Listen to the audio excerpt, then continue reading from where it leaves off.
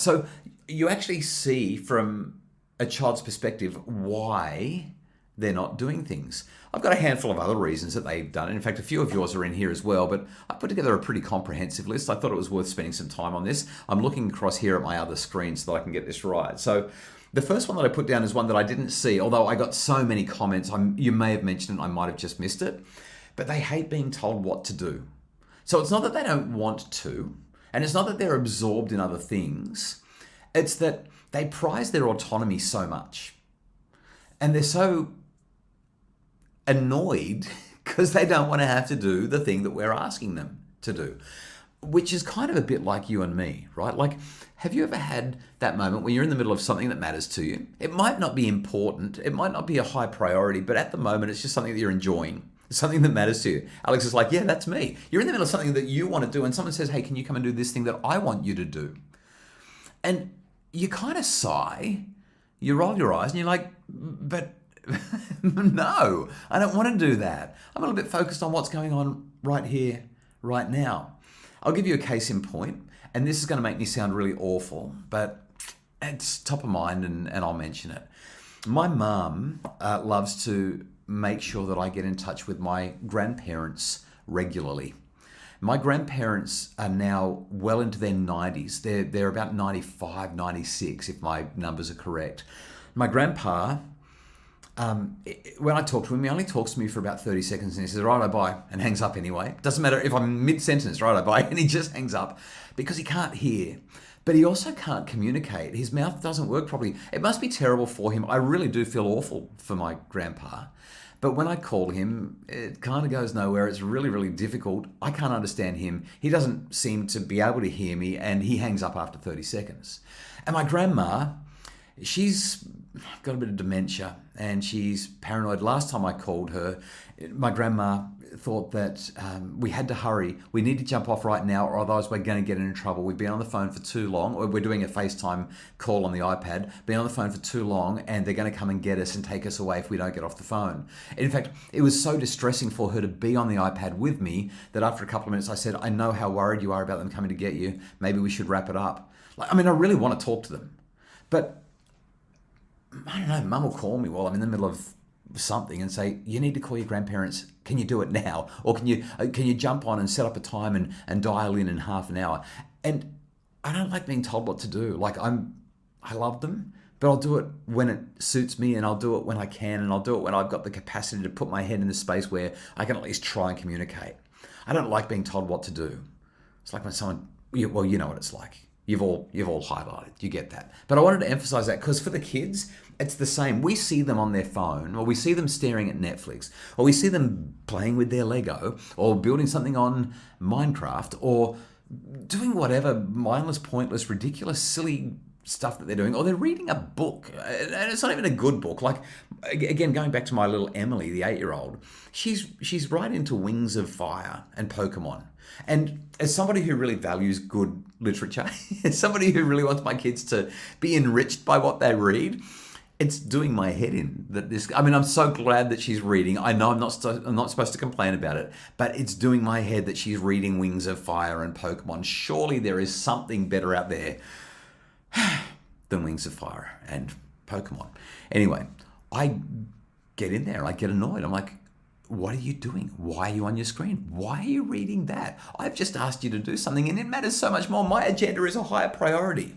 But they hate being told what to do, just like we hate being told what to do. And the more we do it, the more, as Rick has said in the chat just now, the more we become like little mini micro managers. Marty, I'm sorry for dissing Wings of Fire, okay? We've got the graphic novels. We've got the real novels, and it's doing the same thing. I'm in trouble for giving Wings of Fire a hard time. I'm so sorry, but anyway, there we go. I'm not going to call it great literature. Anyway, that's the first thing that I think is the really big priority, the really big issue, sorry. The kids just hate being told what to do. Next, they're so focused on what they're doing. They're aligned, but they're different. And again, we've been there. We know what that's like. The third thing that I want to highlight is that they would rather do anything other than what we're asking them to do. It might even be another job. We might ask them to go and set the table, and they'll be like, no, but can I do this other job instead? I'll pick up the Lego, I'll tidy my room, I'll do anything other than the job that you've asked me to do. So they've got a preference to not do the thing that we've asked them to do, because force creates resistance. They hate being told what to do. Then you've got, as we've already talked about in our pre-webinar conversation, additional needs: ADHD, ASD, ODD, PDA, and whatever else there might be. And those things can do and will interrupt our ability for our kids to hear what we're asking them to do and get on with it.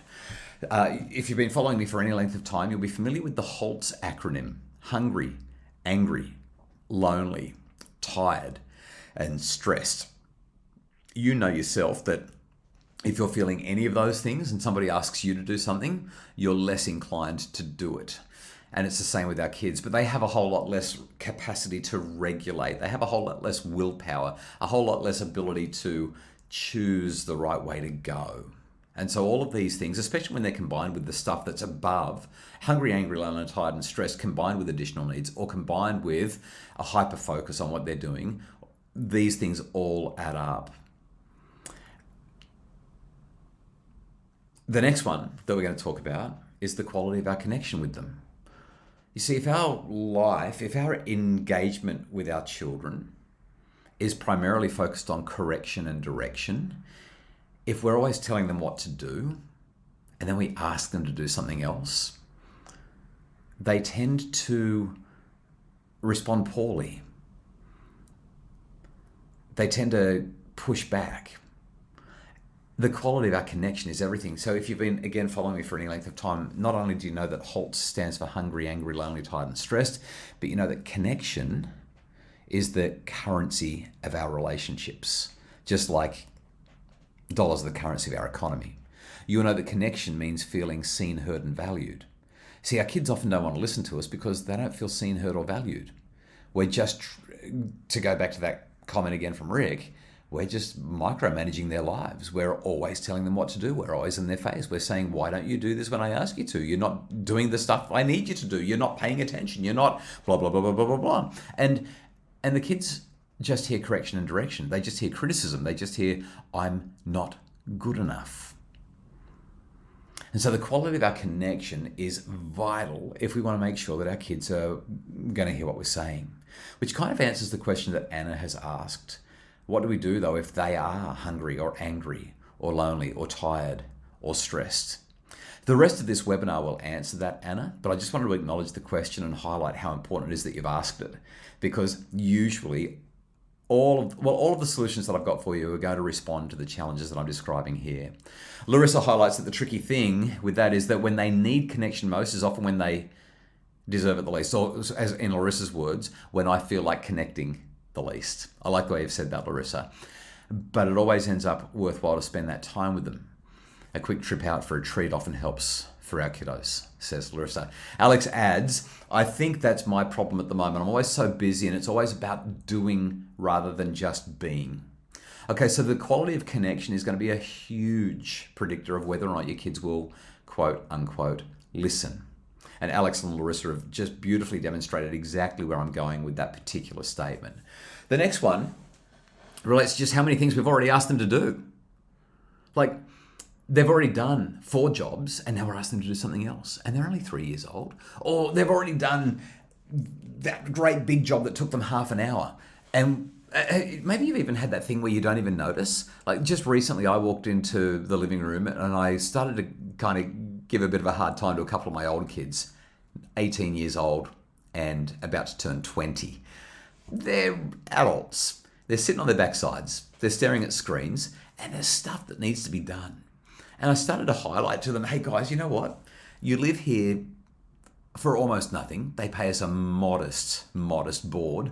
So you live here for basically nothing. We supply your electricity, your water, your shelter, your food. We do it all. We pay for your Wi-Fi, the whole lot. You just give us this tiny little bit of board. And right now you're sitting on your backsides and there's all this stuff that needs to be done. What's the deal? And they looked at me, rolled their eyes like only big teenagers can, and kind of said, we have already done. And then they listed off 4 or 5 major tasks that they'd completed that Kylie had asked them to do before she went out. And I thought, okay, so it makes sense that they're a bit over it because they've been doing chores for the last couple of hours and they've actually only just sat down on their backsides. And I've walked in just as they've sat down. Didn't even notice all the stuff that they had done, wasn't aware that it wasn't done and needed to be done. But sometimes the kids are just like, yeah, not so keen on this. Kerry says, or we ask 3 jobs and they can only handle 1 job at a time. Yeah, especially if you've got a kid who's got ADHD, right? ADHD and attentive particularly. Just one thing at a time, just one. Anna says, how late is too late to change this? 2 almost 16-year-olds and a 14-year-old here, and I feel like it's too late. Well, it's never too late, and the strategies and the tips that we're going to talk about over the next 40 minutes will help. And Alex says, so how do we know what our expectations should be? And is it fair to ask the 6-year-olds to do more than the 4-year-old? This might surprise you, Alex, but my general feeling is that I don't ask my kids under about the age of 10 to do very much at all. And you'll find out why as we go through the rest of our conversation tonight. But when you do ask them to do things, there's also a way that you can do it that makes them want to get involved. So I'm going to talk you through that as well. Robert says, what if mum's touched out and doesn't want to hug their kid when they're in hungry, angry, lonely, tired and stressed? Yeah, well, you know what? Sometimes mum feels like that and sometimes the kid's there as well. And at that point, nobody should be touching anybody. Like just get everyone to sleep or get some food into everybody. We'll talk more about how we can do that as well. So I'll stop reading the comments and move through because we've got a few more answers here that really do matter. Oops, I missed the bottom one there. The fact that their sibling isn't being asked to do the same amount of work, which is what Alex highlighted just there. That's a really big one. If they don't care about it, they're less likely to help. If they do care about it, they will. Sometimes we're asking because it's too early. Sometimes we're asking because it's too late. Sometimes we're asking and they don't want to do it because they're hungry. Sometimes they're full. Sometimes they don't want to work with their sibling on that job. Sometimes the way that we're asking them or telling them to do something is the issue.